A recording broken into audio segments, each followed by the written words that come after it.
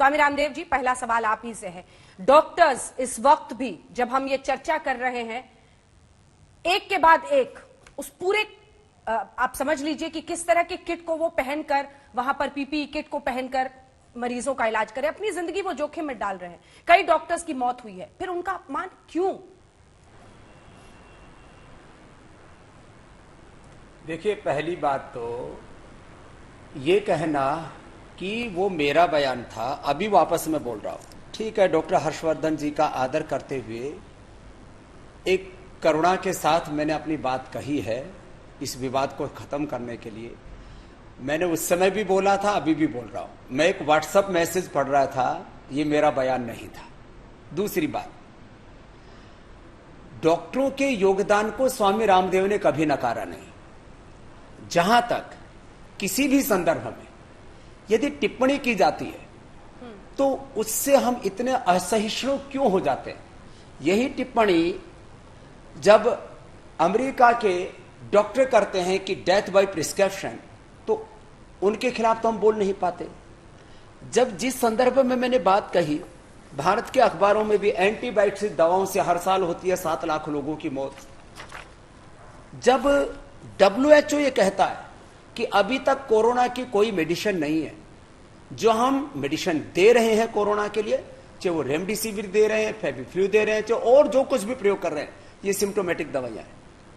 और यहां तक कि अभी 2021 तक पहुंचते पहुंचते तो मामला बहुत आगे बढ़ चुका है।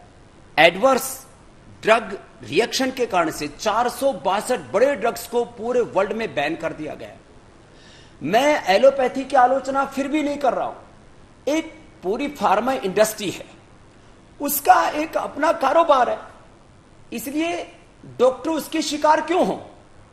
देखो, डॉक्टर शिकारी नहीं है, कई बार शिकार हो जाते हैं। उनको मेडिकल साइंस में जो पढ़ाया जाता है उसके अनुसार वो दवाई करते हैं। अभी भी मैं वापस कह रहा हूं, मैं डॉक्टरों का सम्मान करता हूं, मैं मॉडर्न मेडिकल साइंस का सम्मान करता हूं।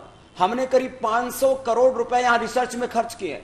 हमारे साथ भी करीब लगभग 1000 से ज्यादा डॉक्टर और 500 से ज्यादा साइंटिस्ट जुड़े। मैं सबका सम्मान करते हुए एक बात कहता हूं कि आयुर्वेद को यदि कोई गाली देता है, उसकी आलोचना करता है, उसको सूडो साइंस कहते हैं, और वो भी गलत है। और यदि एलोपैथी की मैं आलोचना, मैंने कहा कि ऐसा एक मेरे पास मैसेज आया, आप उसको पूरे मेरे बयान को पढ़ेंगे, और मैंने ये भी कहा कि इससे कुछ लोग विवाद करेंगे, लेकिन फिर भी वापस मैं कह रहा हूं, डॉक्टरों का अनादर करना कोई मकसद नहीं है। लेकिन मैं एक बात कहता हूं, हमारे IMA के भाई जो हमेशा कहते हैं कि स्वामी रामदेव अपनी अवैध दवा, यह भारत नियम और कानून से चलता है, उसको बचाने के लिए ऐसे बयान देते हैं।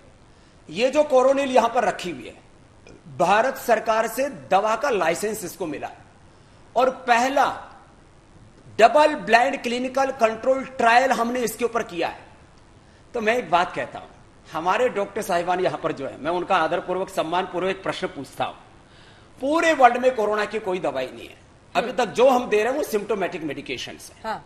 यदि हमने double clinical control trial, double blind clinical control trial करके एक दवाई बनाई, और मैं मानता हूं कि अभी भी जब वेंटिलेटर पे पेशेंट्स हैं, जो बहुत सीवियर कंडीशन है, उसमें बहुत लोग मर रहे हैं, और पूरी दुनिया में WHO की रिपोर्ट है कि पूरी दुनिया में खाली कोरोना की बात नहीं, बाकी सब बीमारियों में जितने लोग दवा न मिलने के कारण से मिलते हैं, उससे ज्यादा लोग तो दवा मिलने के कारण से मिलते हैं, ये उसकी भी रिपोर्ट है।